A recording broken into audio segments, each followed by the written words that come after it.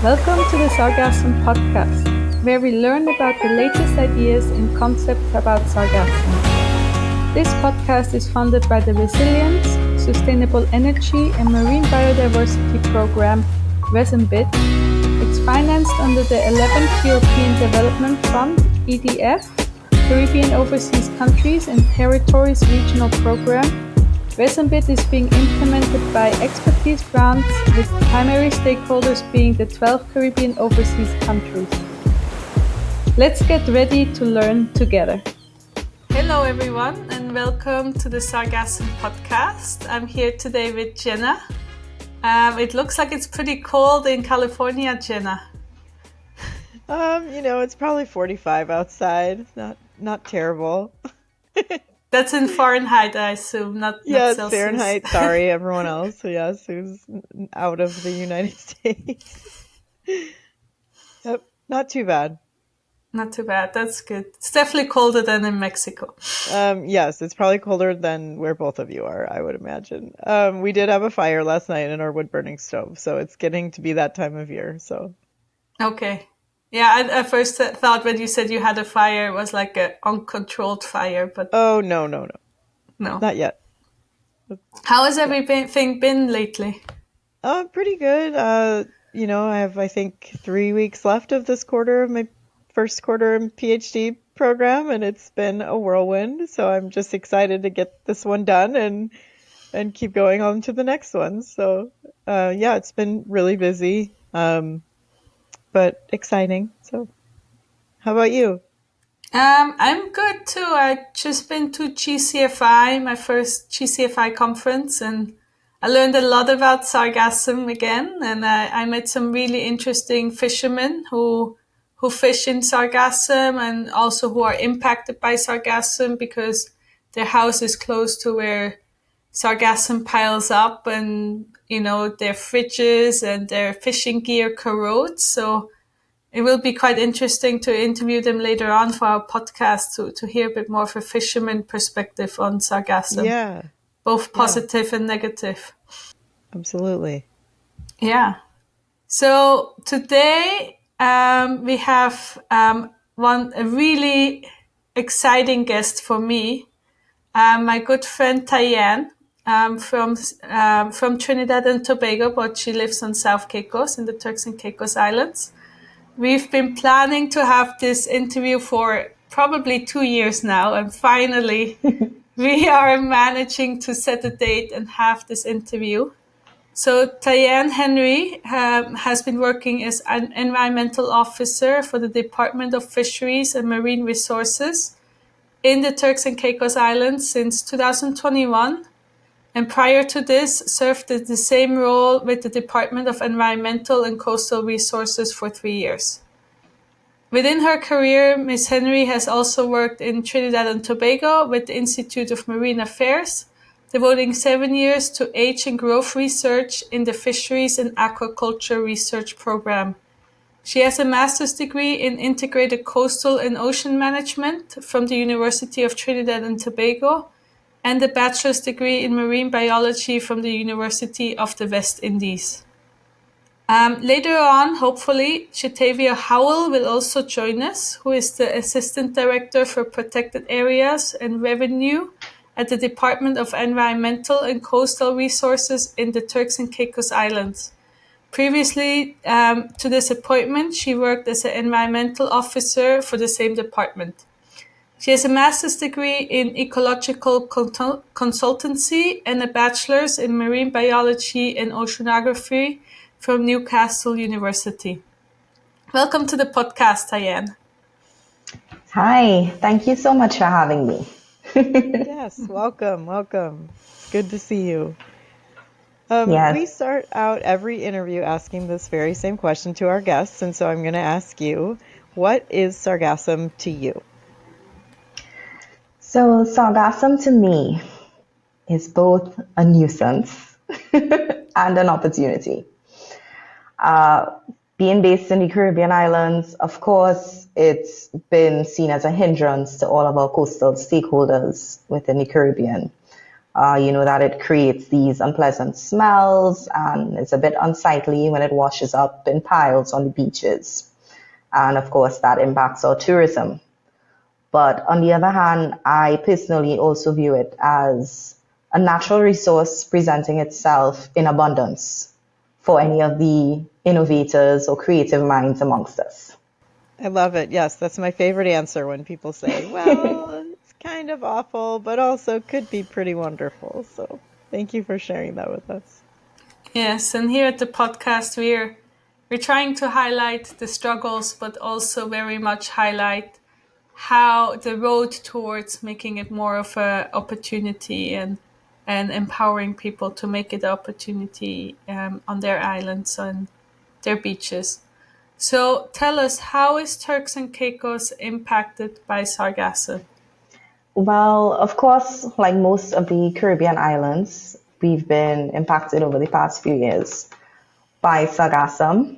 But fortunately, it hasn't been to the extent that we've seen in most of the Eastern Caribbean islands. Mainly, it affects our tourism sector. And in the Turks and Caicos, we consistently promote the territory's national motto, which of course is being beautiful by nature. So you can imagine how having sargassum washing up on our otherwise picturesque beaches would pose a bit of a hindrance to our tourism. But apart from that, of course, we have other issues that would occur everywhere else, where we have increased marine debris washing up as a result of this, increasing microplastic pollution presence, leaching of heavy metals in the different beach areas or any of the deposition sites. We do have the potential risk of invasive species being brought in, as with anywhere else. However, fortunately, to date, we haven't had any invasive threats observed.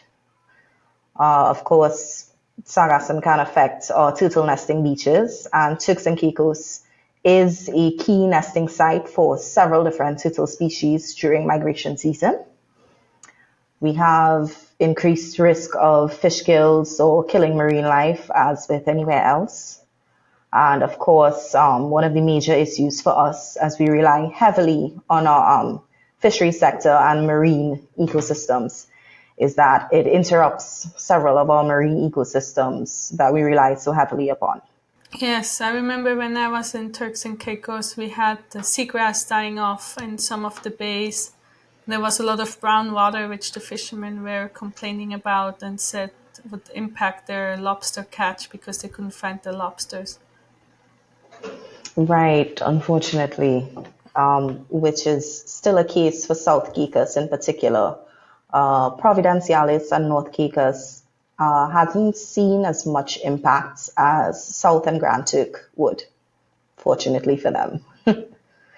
But as you know, South Caicos is our key fishing area, so it's posed quite a problem here. In your department, the Department of Environment and Coastal Resources is monitoring sargassum beaching across Turks and Caicos. Can you tell us a little bit about this monitoring? Sure. So the DCR would have first started monitoring sargassum impacts in the country in 2019 under a Darwin-funded collaboration where I had the great opportunity to work with Fran here. And regularly impacted beaches would have been monitored across Providencialis, North Caicos, Middle Caicos, South Caicos, and Grand Turk. During the monitoring, we would have looked at annual trends in sargassum influx, and we also observed any presence of heavy metals, which were analyzed and assessed by our collaboratory partner at the time, the Greenwich University, with the assistance of the School for Field Studies. Monitoring was also completed using the EpiCollect application, which I think most people that are involved with Sargassum Watch, or anything like that would be familiar, where photo evidence would have been provided accompanying parameters such as the species of sargassum identified or found, quantity of sargassum present, any wind presence, and, of course, location. So these efforts would have been conducted through 2019 to 2021, as far as I know. And hopefully when Jatavia hops in, she can provide further details on the current efforts, since, now I'm based with the Department of Fisheries. The DCR will continue to monitor these things. And for Epicollect, we actually did an interview with Lowell, who made this tool back in 2021. So it's one of our first episodes. And this summer, we also released a little video together with Lowell and the Sargassum Champions course on how to use the tool. So if people are interested, go to our YouTube channel and you can learn a lot more about Epicollect as well. Awesome. Tyann, you did a lot of research on how South Caicos is impacted by sargassum because you live there. But can you also tell us a bit the difference between South Caicos and Grand Turk and maybe also the other islands in the Turks and Caicos Island, how it is impacted? Like, what are the differences in impact between the islands? Sure. So South Caicos and Grand Turk would have seen similar influxes of sargassum throughout the year, with Providenciales, North and Middle Caicos being a little bit less impacted, possibly due to their more inward location along the Caicos Bank. Both South Caicos and Grand Turk typically would have seen the most prevalent influxes along their northern coast areas, with sargassum abundance being greatest. I think it was within the early parts of the year, typically ranging maybe January to March or April. And as it pertains to South Caicos, the sargassum influxes have, of course, as I mentioned before, posed an issue specifically to the fishing community on the island. And South Caicos is the key base for fishing activity in the Turks and Caicos Islands. And that is the key commercial activity for the majority of our coastal stakeholders residing in this community. So South Caicos is known to have the largest involvement within the fisheries sector, boasting 3 seafood processing plants and presently the largest active fishing community across the islands. Sargassum, unfortunately, often inhibits some of the fishing activities and limits access to some of the key fishing sites such as Drum Point and Phillips Reef and other areas around East Caicos during periods of heavy influx. And contrastingly, Grand Turk is known to be more of a tourism hub for the TCI and actually provides the territory's port access for cruise ships and any large incoming vessels. Therefore, a large quantity of the country's tourism would occur here. And of course, sargassum influxes would often deter visitors from accessing the beaches that would be more largely impacted, unfortunately. But it's not per se the beach right next to the cruise port that is impacted, but the beach on the other side of the island, right? Yes, correct. So more Horse Stable Beach and Little Bluff, areas like that would be most frequently impacted by sargassum. Yeah. I also know that the ECR issued a sargassum policy to regulate its removal. And as far as I know, you were actually still with the ECR when you were putting this policy together. Can you tell us what the policy allows and doesn't allow? Like, what is allowed to do with sargassum in the Turks and Caicos? Sure. So the sargassum policy primarily just provides a guide for mitigation of the sargassum influxes in different coastal areas in TCI. And it outlines recommended methods for both beach cleaning as well as sargassum removal in both protected and non-protected areas. So some of the recommended beach cleaning methods that were presented include manual removal or non-motorized mechanized rakes, with of course restrictions being placed on use of heavy belted or skid machinery that would unfortunately remove large quantities of sand in the process of removing sargassum. So recommendations were also made for the creation of a Sargassum deposit site toward the back area of beaches that wouldn't disturb the dune line or beach vegetation. Sorry. Typically in a sunny area for decomposition to occur, as well as establishing a rackline barrier or boom for the sargassum in the swash zone area of the beach, which would allow the upper beach area to remain clean for a longer period. And in terms of the different recommendations applied for non-protected as opposed to protected areas, for the protected areas, the DCR has asked for applications to be placed for assistance in removal of sargassum from these protected sites, in which case the DCR will come out and assist, usually with manual removal or use of mechanized rakes again, with any appeals for use of heavy machinery to be reviewed on a case-by-case basis, dependent, of course, on the location, accessibility, and of course the quantity of the influx of sargassum coming in at the time. We've also had recommendations put forward for the development of a local sargassum task force team. However, it was not implemented during my time within the DCR, so I'm not sure if Shatavia can confirm for us whether it has now been established. That's really exciting, and it's good that you working on both how to remove it and where to store it. I think those are two key places to start with the policy, because those are the most pressing things to regulate. Very true. Just continuing on this topic, if you were there, it sounds like you were, for kind of how this developed. What does that look like? What kind of process is used in Turks and Caicos to write a policy like this? Like, what does that entail? Right. So, of course, we try to refrain as much as possible from simply using like a top-down approach. So when it comes to management of our natural resources, because I mean, it's already such a small territory and everybody relies in some way or other on the coastal areas, you know. So in the case of drafting this particular policy, we would have made efforts to conduct stakeholder consultation across all of the islands and gather inputs from all the different involved parties and stakeholders to incorporate these recommendations into the now drafted policy and any other future efforts geared towards management of the resource.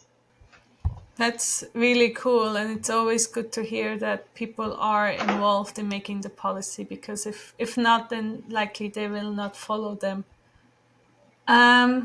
So, as a small island government, what is the most challenging when it comes to dealing with sargassum?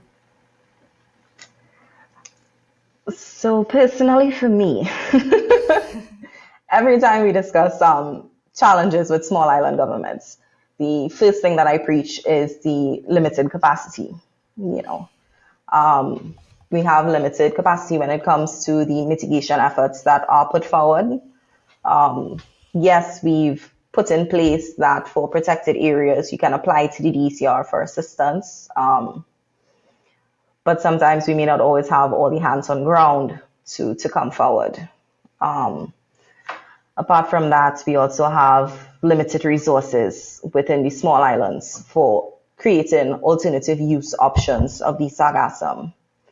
So, for example, we don't really have any major processing industries that we could look at to allow conversion of sargassum into compressed material or creating things like biofuel, which has been so cool to see happening in larger countries. But for the moment, we're quite limited when it comes to these things.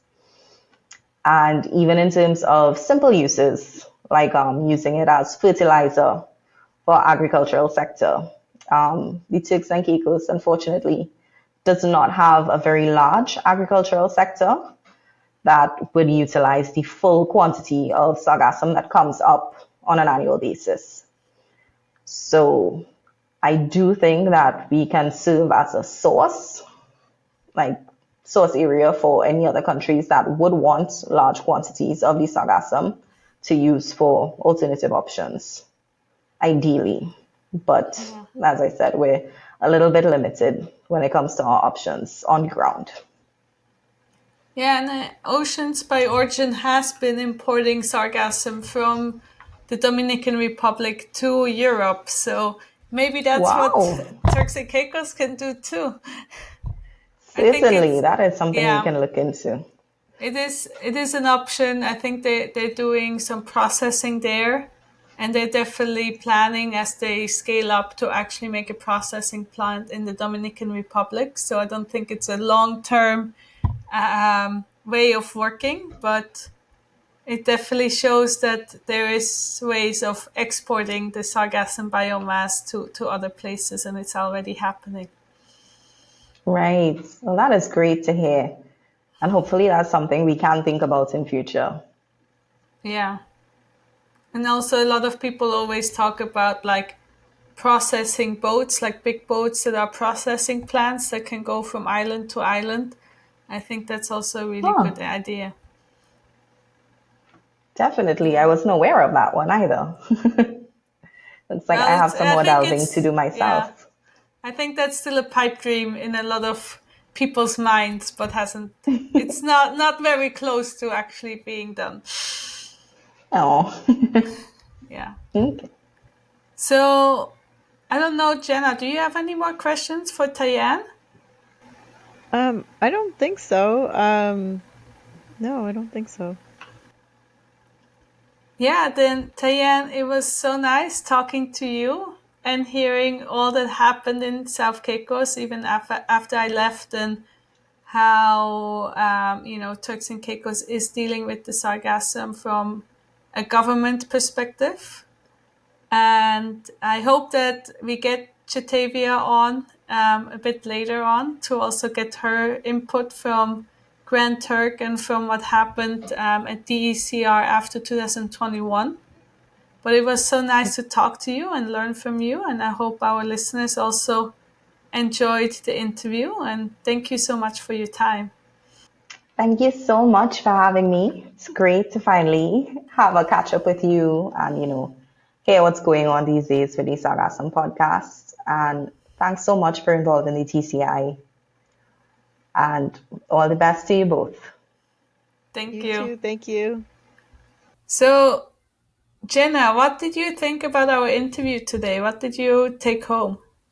I love that it sounds like they had the ability to make forward progress. So it's really exciting to hear that a policy was developed, that they have in place storage in the policy of, where they're actually putting things as well as collection.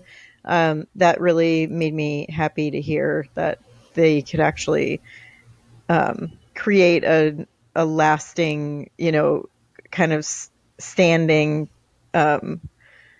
direction for what to do with the sargassum in their location. So Yeah, that's really exciting. And I think her telling us at the end, how it's not that easy for small islands because you always at low capacity, especially the environmental departments, but I'm sure also the other departments just I don't have that much insights into those, but I normally do interact with people from environmental departments or fisheries departments.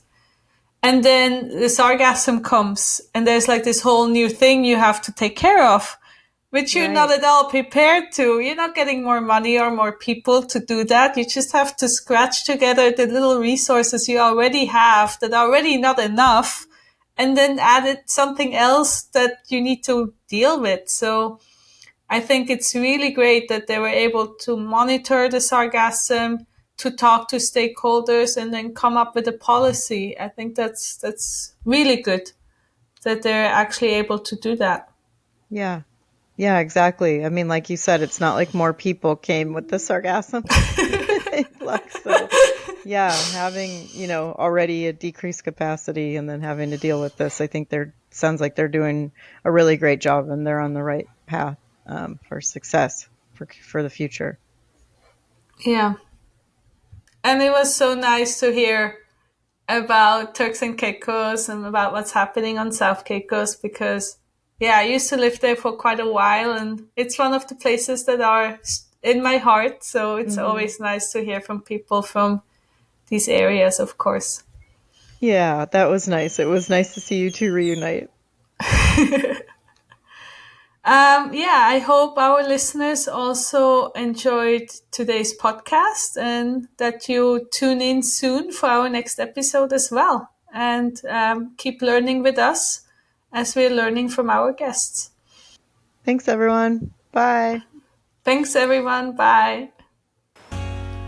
Thank you for tuning in today and learning with us from our guests. If you want more information about what our guests talked about today, please check our show notes for links and information in our archives. And don't forget to like and share our podcast with your friends.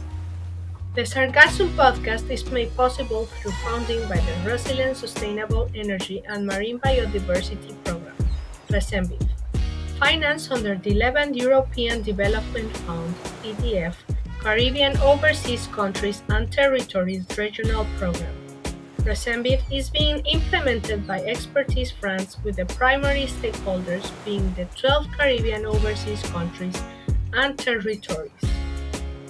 The podcast is produced by Paola Diaz, Mario Garcia Rodriguez, Cleo Maridakis, and Eloise Lopez, and it is hosted by Francisca Elmer, Jenna Contuccio, Florence Menes, Cleo Maridakis, Evelyn Salas, and Paola Diaz. We will be back in 2 weeks with another exciting guest. The music of the podcast is from the song Them I Pray by Drizzle, the Road Runner, an artist from Roatan. Follow him on Spotify or YouTube for more music.